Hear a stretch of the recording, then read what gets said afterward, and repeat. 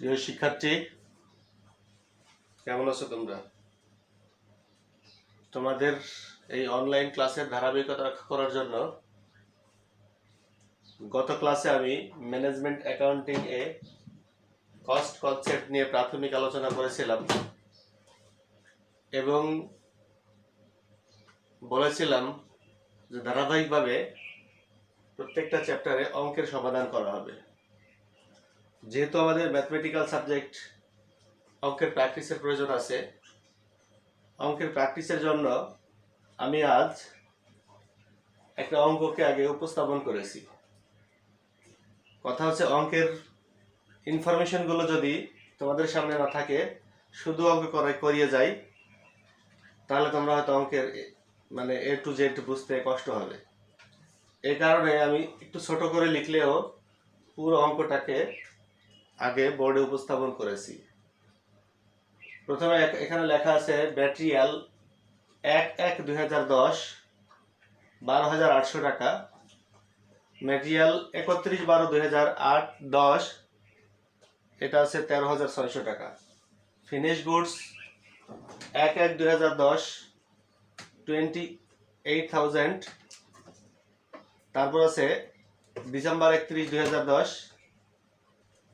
30,000, purchase of material 2,92,000, direct wages আছে 1,98,800, works overhead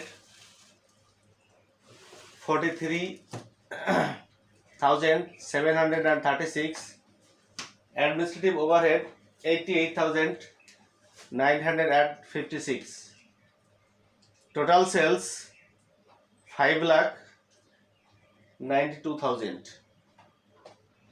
From the above information, prepare a statement showing material used, prime cost or cost, total cost. তো যদি এখানে এই ইনফরমেশনগুলো নাও থাকতো, তাহলে প্রিপেয়ারে স্টেটমেন্ট অফ কস্ট যদি বলা হতো, তাহলে আমরা টোটাল কস্ট পর্যন্ত যেতে পারতাম।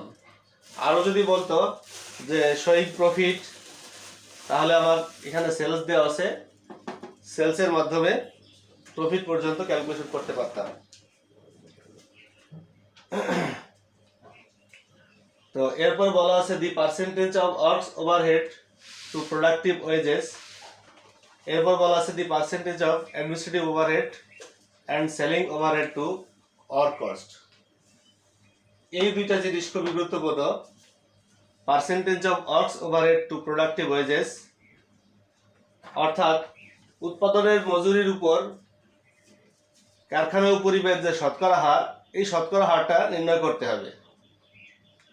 তো যদি প্রশ্নে এভাবে ক্লিয়ারলি বলা থাকে যে percentage of works overhead to productive wages, percentage of works overhead to productive wages, অর্থাৎ ওয়ার্কস ওভারহেড আগে, প্রোডাক্টিভ ওয়েজেস আছে নিচে, তো এর পার্সেন্টেজ করার জন্য এর ফর্মুলাটা হবে উপরে ওয়ার্কস ওভারহেড, নিচে প্রোডাক্টিভ ওয়েজেস ইনটু 100। একইভাবে administrative overhead and selling overhead, উপরে অ্যাডমিনিস্ট্রেটিভ অ্যান্ড সেলিং ওভারহেড, নিচে ওয়ার্কস কস্ট ইনটু 100। এরপর আরো ইনফরমেশন আছে, দি company is estimated the cost of a tender which cost of material is টাকা 20,000 and direct wages আছে 12,000. The tender is to be made at a net profit of 20% on selling price. Calculate tender price. আমাদের একটা অঙ্কের মধ্যে একইভাবে একটা cost sheet কিভাবে তৈরি করতে হয় সেটা শিখতে পারবো, আবার টেন্ডার প্রাইস কিভাবে করতে হয় সেটাও শিখতে পারবো। তো ধৈর্যের সাথে আমাদের প্রথমে আগে করতে হবে কস্ট শিট। তো কস্ট শিটের জন্য দুইটা টাকার ঘর দিয়ে যদি আমরা একটা ছক করি,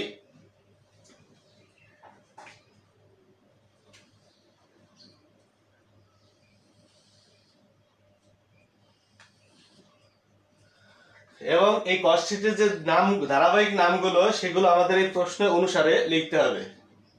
উপরে লিখবো স্টেটমেন্ট অফ কস্ট,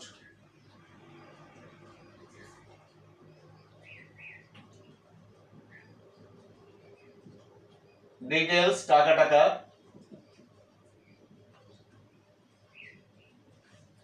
প্রথমে আছে ওপেনিং র মেটেরিয়াল,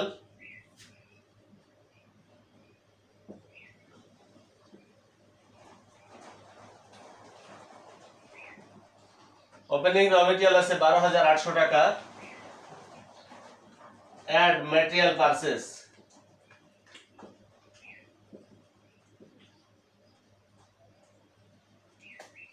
এটা আছে 2,92,000 টাকা,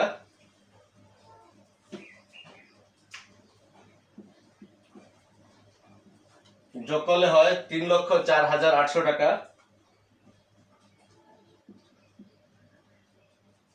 material available for use,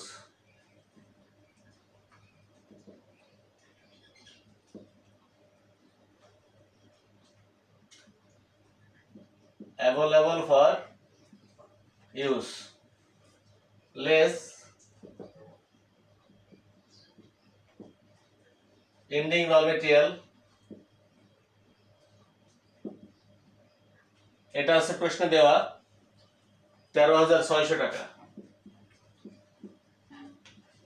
এটা বিয়োগ করে 13,600 টাকা বিয়োগ করলে হয় 2,91,200 2,91,200 টাকা। এটার নাম হচ্ছে ওই যে প্রশ্নে বলেছিল material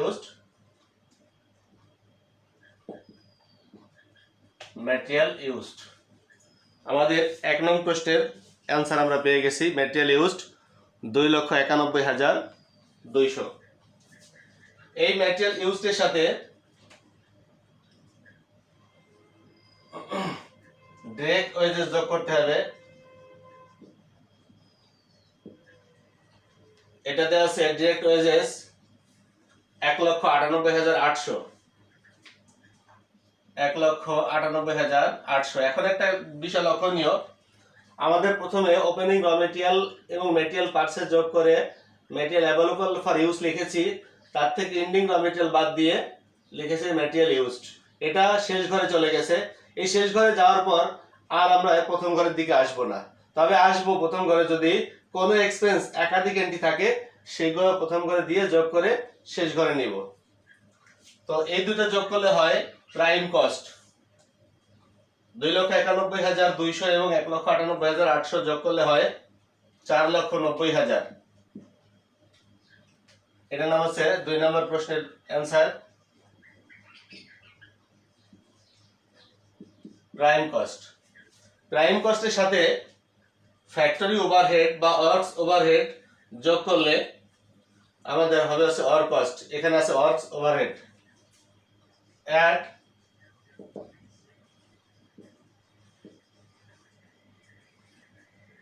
overhead,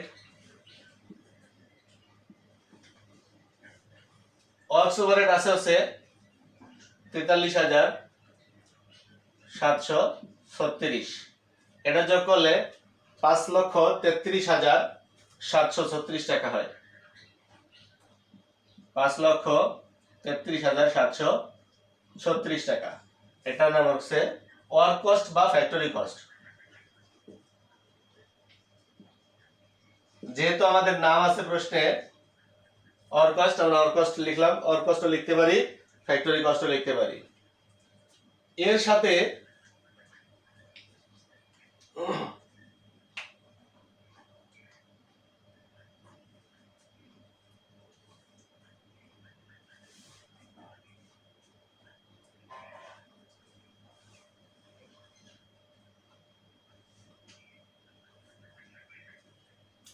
opening work in process এবং ক্লোজিং ওয়ার্ক ইন প্রসেস যদি থাকে যোগ করতে হয়, এটা নেই।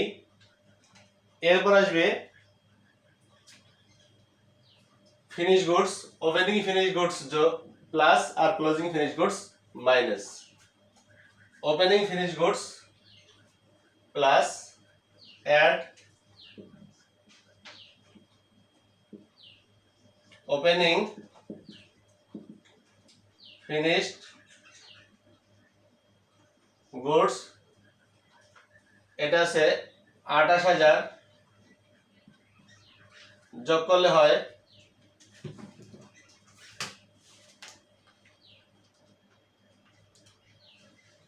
5,61,736 লেস ক্লোজিং ফিনিশ গুডস, এটা হচ্ছে 30,000 বিয়োগ করলে 5,31,736, এটার নাম হচ্ছে cost of goods sold.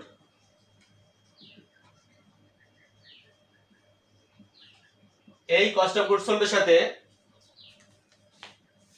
Selling and administrative expense যদি যোগ করি বা অপারেটিং এক্সপেন্স যদি যোগ করি তাহলে হচ্ছে টোটাল কস্ট বা কস্ট অফ সেলস।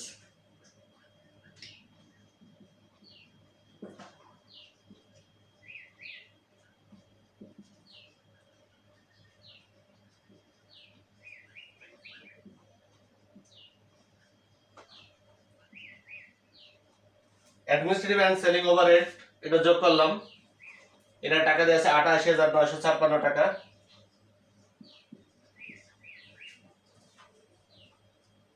$5,31,736 প্লাস 88,956, 6,20,6,20,692 টাকা। এটার নাম টোটাল কস্ট বা কস্ট অফ সেলস।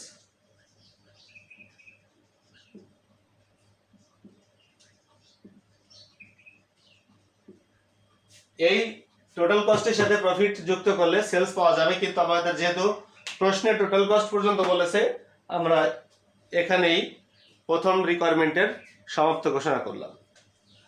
এরপর বলছে দ্বিতীয়তে percentage of works overhead to productive wages, percentage of works overhead to productive wages, আমার এটা মুছতে হবে।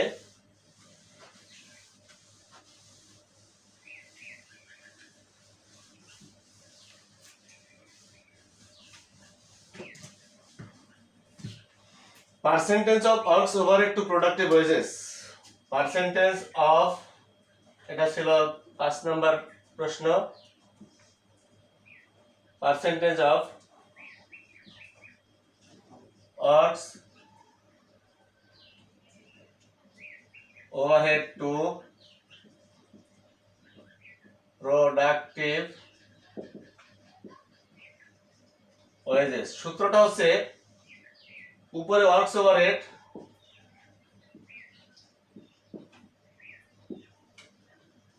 নিচে productive wages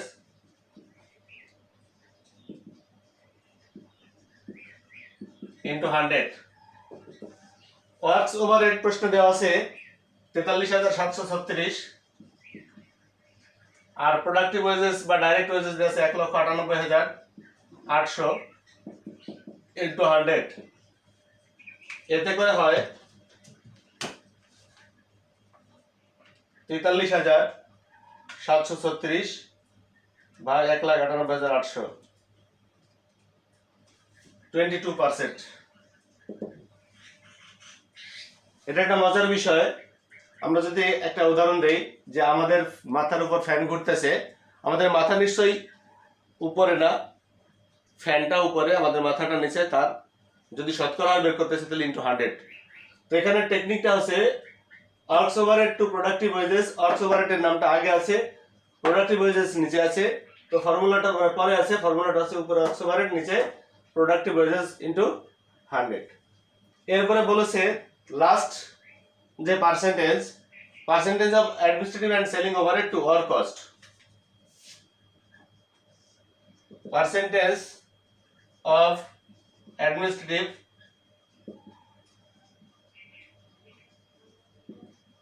and selling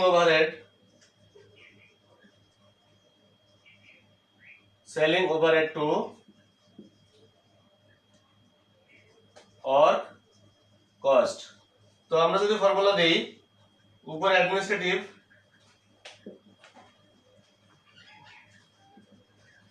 and selling overhead নিচে or cost,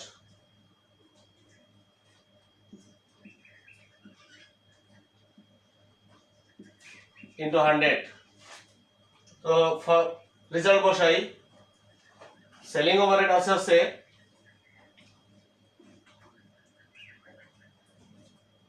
88,956, আর আমরা ওয়ার্ক কস্ট পেয়েছিলাম 5,33,736 ইন্টু 100।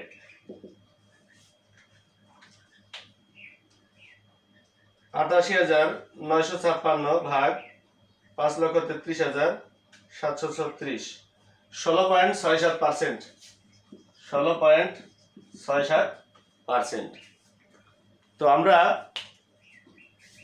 এই টেন্ডার প্রাইস যে করতে বলেছে, টেন্ডার প্রাইস করতে বললে যদি এই দুইটা রিকোয়ারমেন্ট নাও থাকতো, এই দুটো আমাদের আলাদা বের করে নেওয়া লাগতো। যেহেতু আমাদের প্রশ্নের মধ্যেই চাওয়া আছে, অতএব এই দুইটা নিয়ে আর আমাদের টেনশন করতে হচ্ছে না। এইবার বলছে, এই পর্যন্ত প্রশ্নের উত্তর পেয়েছি। এরপরে যে প্যারাটা, the company is estimated the cost of a tender, একটা চাহিদা পত্রের ম্যাটেরিয়াল লাগবে যেখানে 20,000 টাকা আর ডাইরেক্ট ওয়েজেস লাগবে 12,000 টাকা, প্রফিট রেট দেওয়া আছে 20%। তো আমার প্রশ্ন আছে, টেন্ডার প্রাইস ক্যালকুলেশন করতে বলছে, টেন্ডার প্রাইস কি শুধু ম্যাটেরিয়াল এবং ওয়েজেস দিয়ে কি টেন্ডার প্রাইস হয়? এই টেন্ডার প্রাইসের জন্য প্রয়োজন ম্যাটেরিয়াল, লেবার বা ওয়েজেস, এরপরে দরকার আছে তোমার ওয়ার্কস ওভারহেড আর হচ্ছে অ্যাডমিনিস্ট্রেটিভ ওভারহেড, যেগুলো আমাদের পার্সেন্টেজটা দেওয়া আছে বা বের করে পাইছি, এর ভিত্তিতে টেন্ডার প্রাইসটা আমাদের করতে হবে। তো টেন্ডার প্রাইসের জন্য যদি আমরা সলভ করি,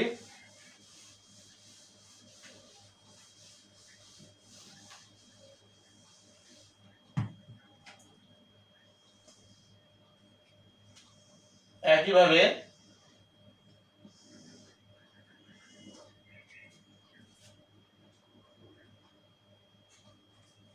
শখের উপরে লিখতে পারি টেন্ডার প্রাইস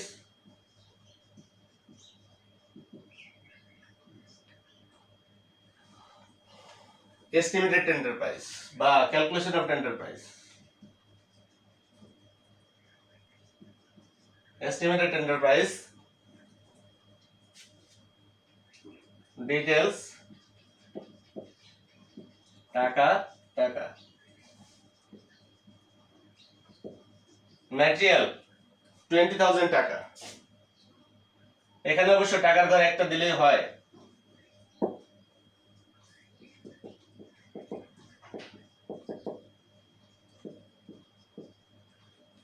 একটা কাজ করি, যেহেতু জায়গা স্বল্পতা, আমরা একটা টাকার ঘর দিয়ে কাজ করি। ডিরেক্ট ওয়েজেস, তো 20,000 আর 12,000 যোগ করলে হয় 32,000 টাকা। এই 32,000 টাকার সাথে এটা নাম হচ্ছে প্রাইম কস্ট, এর সাথে যোগ করতে হবে ফ্যাক্টরি ওভারহেড বা works overhead.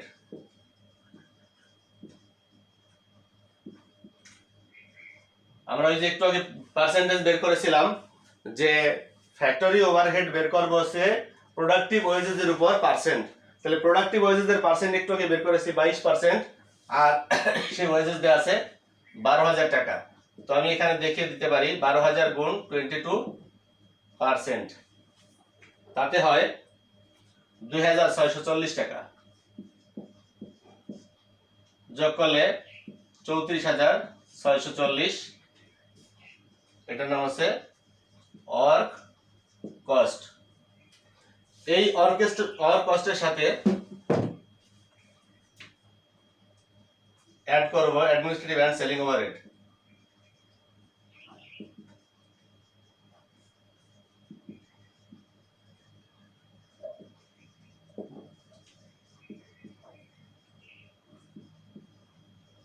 Administrative and selling overhead আমার পার্সেন্টেজ বের করেছিলাম 16.67% ওয়ার্ক কস্টের উপর। তো 34,640 গুণ 16.67%, 34,640 গুণ 16.67%,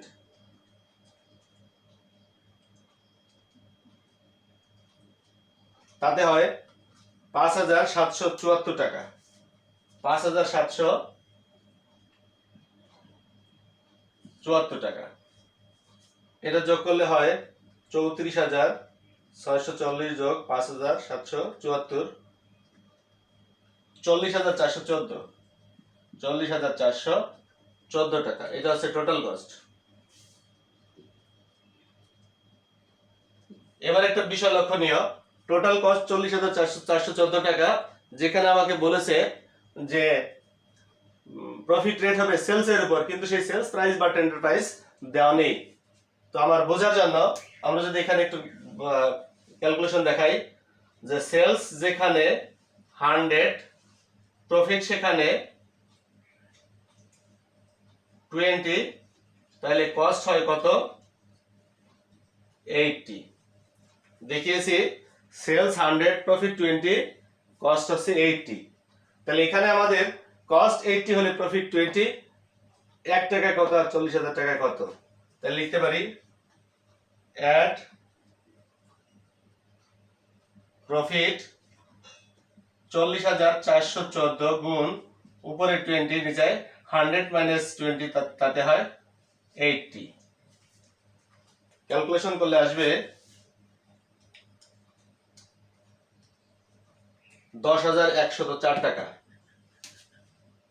10,104, তাতে হয় 518, 50,518 টাকা। 50,518 টাকা, এটা হচ্ছে টেন্ডার প্রাইস।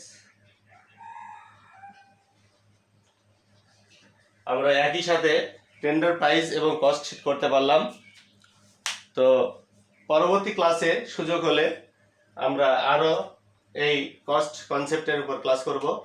তোমরা সে পর্যন্ত সুস্থ থাকো, সেই সুস্থতা কামনা করে আজ আমি এখানে শেষ করছি।